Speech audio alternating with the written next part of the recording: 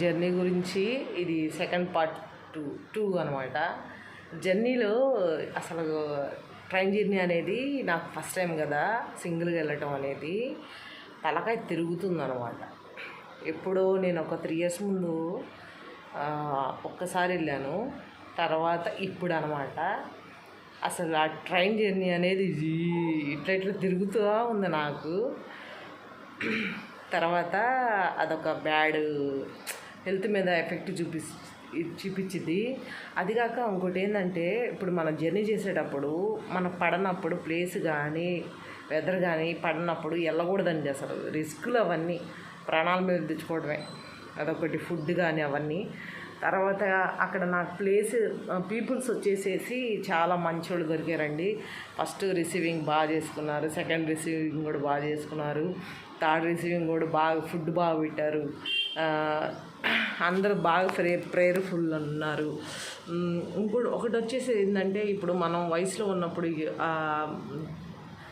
ఏదో తెలియని తనం అని కాదు కానీ పిచ్చి పిచ్చిగా ఎగురుతాము, మాట్లాడతాం, చేస్తాం. కానీ ఒక వయసు వచ్చినాక మనము అవన్నీ చేస్తే ఇప్పుడు బాగామండి. ఎందుకంటే అవి ఏం బ్యాడ్ చేస్తామో అవన్నీ ఇప్పుడు రియాక్ట్ ఇస్తాయి అన్నమాట. అవన్నీ ఉదాహరణలు, ఎగ్జాంపుల్స్. ఎందుకంటే ఎప్పుడూ అన్యాయంగా దుర్మార్గంగా ప్రవర్తించకూడదండి. న్యాయంగా అయితే ఆ స్థలము మా అమ్మ పూర్వంబాబు స్థలము. అది కష్టపడి ఆమె కట్టించుకున్న ఇల్లు అండి. తర్వాత మా 4 ఆడపిల్లలకి వసపోతాకి ఉండాలి. అయితే వాళ్ళు ఏంది, ఇల్లు మొత్తం మాదే. ఏది అతనికి రావాల్సిన సెంట్ అయితే 2 సెంట్లు మొత్తం నాదే. ఆడపిల్లలకి ఇవ్వను, తల్లికి ఇవ్వను. మా అమ్మ ఏంటంటే లాస్ట్ రోజులో ఉంది, అక్కడ చనిపోవాలి కదండి, అది కూడా వద్దంటున్నారు. మమ్మల్ని కూడా రావద్దంటున్నారు. ఇప్పుడు ప్రతి ఆడపిల్ల పుట్టింటికి వెళ్ళి రావాలి, అందరూ వస్తారు, అలాగే చేస్తారు. కానీ మా ఇంట్లో ఏంటంటే రివర్స్ అనమాట.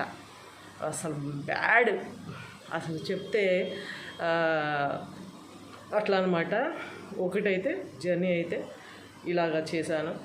నా వీడియోస్ మీకు అందరికీ నచ్చితే లైక్ చేయండి, షేర్ చేయండి, సబ్స్క్రైబ్ చేయండి, సపోర్ట్ చేయండి.